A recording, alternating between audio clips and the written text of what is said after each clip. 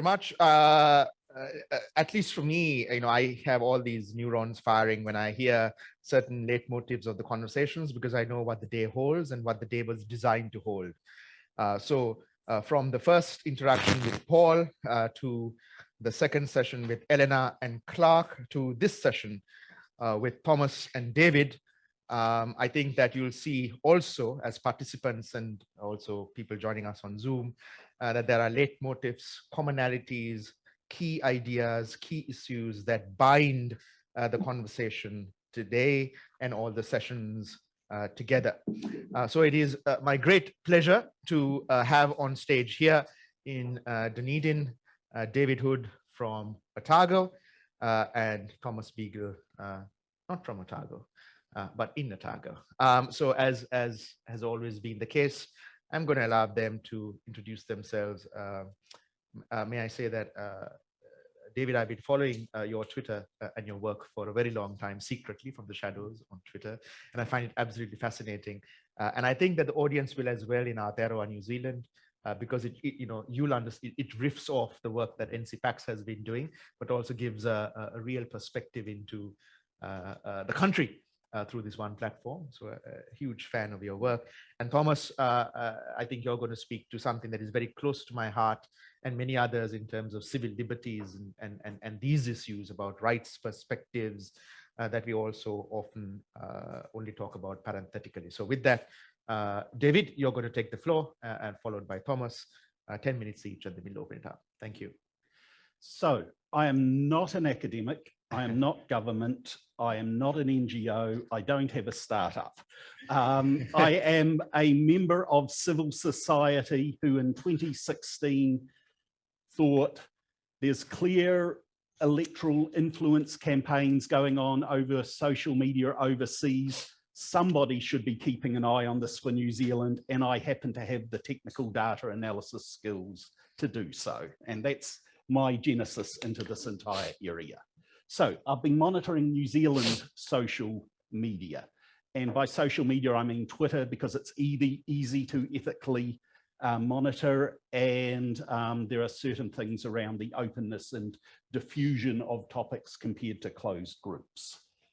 But the first issue is, what is New Zealand? New Zealand is a physical place. New Zealand is a cultural place. And there is a whole emancipatory idea that people in a region have the right to speak about that region. But anyone in New Zealand is well aware that over the past year, New Zealand frequently gets used as a rhetorical example from other places in discussions that bears only a peripheral resemblance to New Zealand. So we've got physical and cultural. And if we were looking at physical, overshot slightly. If we were looking at, so there we go. If we were looking at physical, we could be looking at the very small set of accounts that actually have location data. But equally well, you can do things like look at the aggregate of the time zones that a particular account is posting in.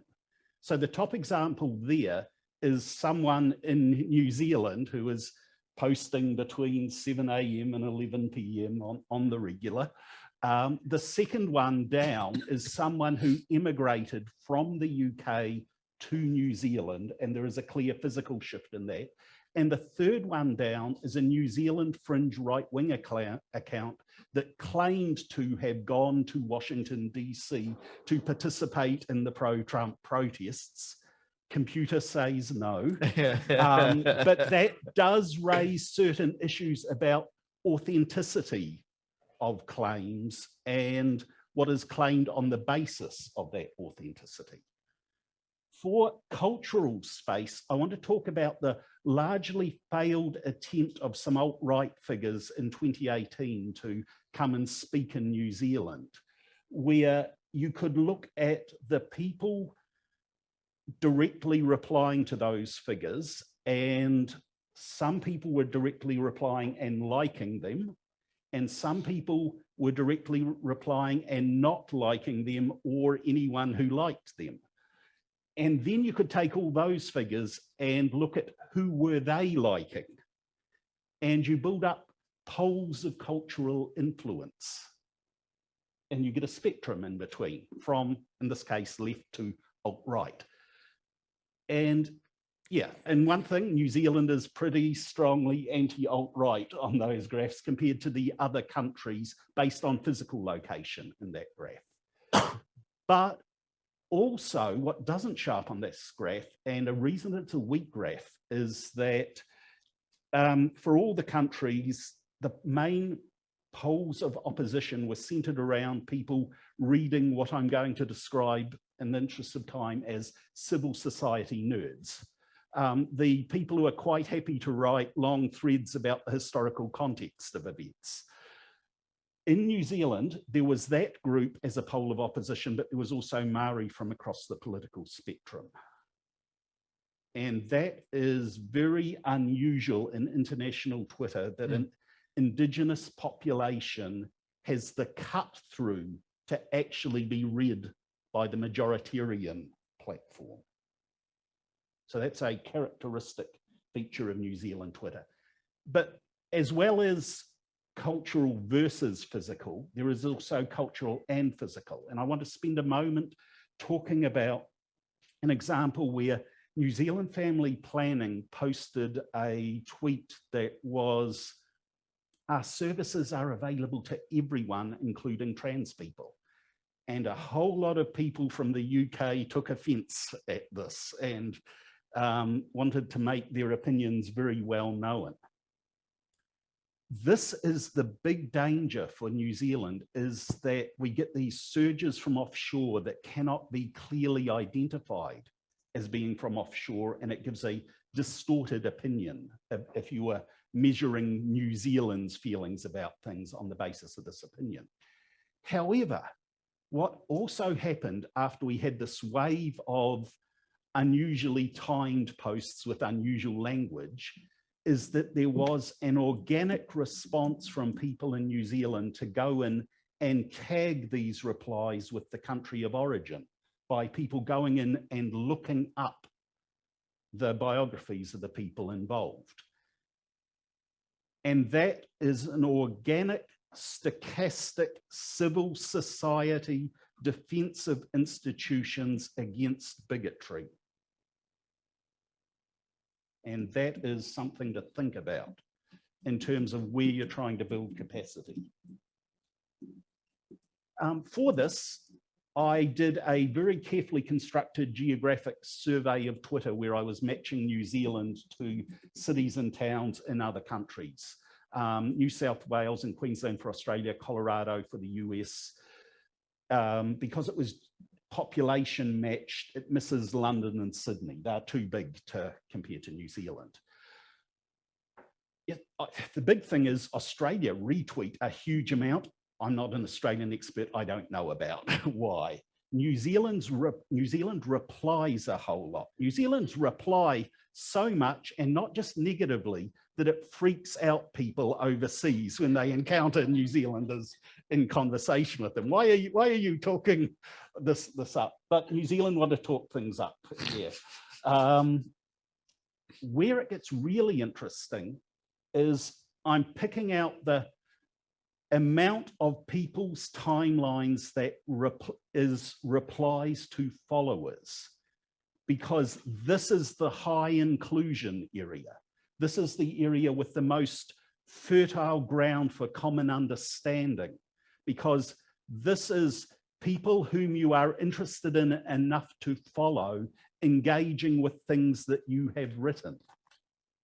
And New Zealand is off the scale in terms of if you try and work out how much randomness would be involved in getting to places like Australia and the US and things like that. Qualitatively, there's the same kind of things showing up. There's New Zealand's Secret Santa, a literal gift exchange network with the anonymous network. There is Bird of the Year, a mixture of memes and science communication, whimsy and adding context. There is using Twitter as a lost property office, which not only has the assumption that the physical world is connected enough with Twitter that people will see your lost property, it also has the assumption that people will be helpful enough to return it when they do see it. So these are all characteristic features, and they show up in other ways. New Zealand political parties' use of data and evidence in communications on Twitter compared to political parties of other countries. Most of this comes from the fact that New Zealand political parties assume that you will do the reading and link to things.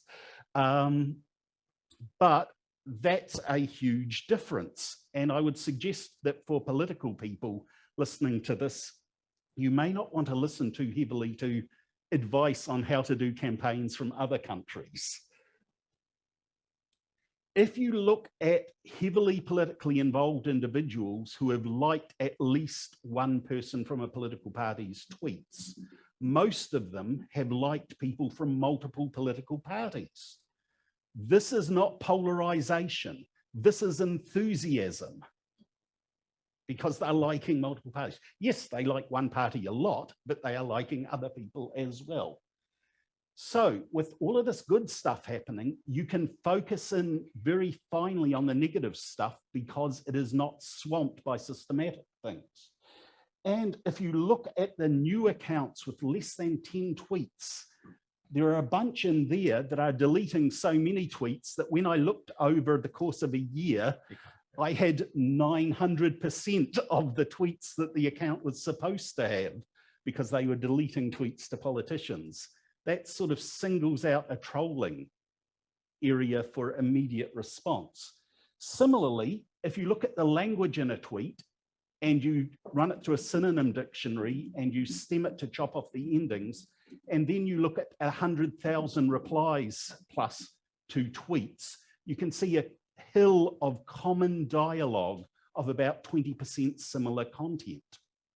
But down at 0, you can see the peak of non sequiturs, which is the yeah, nah kind of meaningless agreement or disagreement, but that's also the zone at which abuse, non sequitur abuse, crops up in. So there are algorithmic ways to identify these things. Final thing I really want to make the point of is that where you see all of this stuff, if it does connect to broader cultural things, and remember that graph, there were differences between countries. That's not platform, that is people. That is within our capability to make those differences. Those differences should show up in other data sources. If you look at the New Zealand election study and the Australian election study, New Zealand seems to be getting less polarised, while Australia seems to be getting more polarised. If you look at lost wallet studies, New Zealanders go to great lengths to return lost wallets, up to a Scandinavian level. And if you look at the World Values Survey question of would I fight for my country, New Zealanders are, yeah, nah, there's, you know, we don't have enough information to answer that question in a survey. We don't know. Australia, the US, the UK, you seem awfully sure of yourselves and your answers, whether it is yes or no. And I think that reflects New Zealand's desire to have a conversation about these things. I want to come back to that conversation is where shared understanding gets built. That's kind of my introductory piece. Fantastic, David. Excellent stuff. Thomas? Good morning. Oh, you might want to grab a mic. Hello. Hi, tēnā koutou, good morning. My name is Thomas Beagle and I'm the chair of the New Zealand Council for Civil Liberties. To provide a slightly wider background, I'm from the Wellington region. I also work in IT. I'm an early internet user and I got involved in politics by leading a campaign against the current government internet filter. Now, I admit I felt a little bit depressed after hearing some of yesterday's sessions. There are some big problems in the world and some of them seem very hard to solve. But we're in a situation in this country where the problems are lesser or possibly just haven't taken root yet. So I do want to offer a few steps towards solutions, ones that I think will at least work in the New Zealand context. I want to start off by saying why civil liberties are important. Now, I argue for civil liberties, not just for themselves, but because I believe they're a set of rules that make it a better society for all of us, a society that I want to live in. In particular, and something I feel a lot of people miss, is that freedom of expression is a means to that end, not a commandment carved in stone. But it's an end I like. The idea that people can come together to debate the issues and democratically make decisions that will improve the society that we live in. And once we have this end in sight, we can also accept the well-established principle that not all speech is of equal value. Nearly everybody excludes threats of violence, but I also suggest that in an open and democratic society, another example of speech with little or no value is the idea that some people are less than other people. Such speech not only deserves little protection, but we are justified in limiting it because of the harm it does. Now, it's been suggested that the privately owned social media companies don't share any responsibility towards civil liberties, that it's in the scope of government. There's a long answer to that, but my short answer is that if you want to make money by providing the commons, you have to pick up the responsibilities that come with it. I also want to briefly touch on the framework we use at the Council for Civil Liberties to weigh up proposed solutions. When someone proposes a solution to a problem, we think that firstly we need to agree that the problem is a real problem, concur that the solution will be effective, check that any impact on civil liberties will be as minimal as possible, ensure that it's possible to implement in law and administer it fairly with suitable oversight, and importantly, that the proposed solution won't do more damage to our society and our freedoms than the harm that it's intending to stop. And I want to use this framework to touch on one class of solution, which is passing new laws. And I'm going to be a bit unfair. I'm going to pick on the example of the NZ government's new internet censorship bill that is currently going through the legislative process, talk about why I think it's not going to work. Thomas, sorry. Lawmaking is slow. We're already 2 years past the event the bill was created in reaction to. And I expect it's going to need enough work that it won't be passed this year. And even then, it's going to need more further regulation for some parts to take effect. I don't see it has any hope of resolving any of the problems it sets out to resolve. For example, there's a section on banning live streaming of extremist violence that would have had absolutely no impact if it existed 2 years ago. It's chasing old tech, trying to control web content and ignoring the fact that most people interact with the internet these days through apps. But what it does do is it sets up a government-mandated mass censorship regime that establishes a principle that will be ripe for extending into a much more effective and oppressive scheme in the future. In other words, it fails nearly every part of our test, and its example says to me we're foolish to put our faith in laws to help us with these dynamic, evolving issues. But the social media companies can react fast because they have the levers in their hands. We can see this happening in the great Twitter purge earlier this year, and what both Twitter and Facebook have been doing in flagging disinformation. However, as we've heard at length, they're capricious and arbitrary, inconsistent and reactive. They've shown great reluctance to take any measures that might impact their profit or market share. And the measures they take and the standards they follow are fragmented by country and local concerns. And the one area where they seem to be working together is the GIF-CT, which is limited to terrorism. So what do I want to see them do? Social media is now one of the key places where freedom of expression happens. It's where we debate political issues, communicate directly with politicians, and talk to journalists. But it's also where we see bullying, threats, and harassment. We see people driven off and silenced, thereby reducing freedom of expression for all of us. And that's something I believe that the social media companies have the engineering talent and scale to significantly clean up. There's absolutely no good reason why it still seems so easy to spin up hundreds of accounts and then use them to attack people online. There is no good reason why people can make threats of violence and it takes an age for them to be acted upon badly. There is no good reason why bad actors can weaponize systems that do exist to remove those acting in good faith. Simply put, it's the job of the social media companies to pick up the rubbish on the common, to provide a commons that is fit for purpose. And to extend the metaphor slightly, When it comes to algorithmic radicalization, it's also their responsibility to stop littering. But we can't leave it solely up to them. I believe that it's our job to provide them with the principles that they can then choose how to implement. These principles should be informed by civil liberties and democratic values. We should also insist on openness and transparency and good process. And I believe we're going to need some form of external oversight with local cultural competency, such as per country social media ombudsman.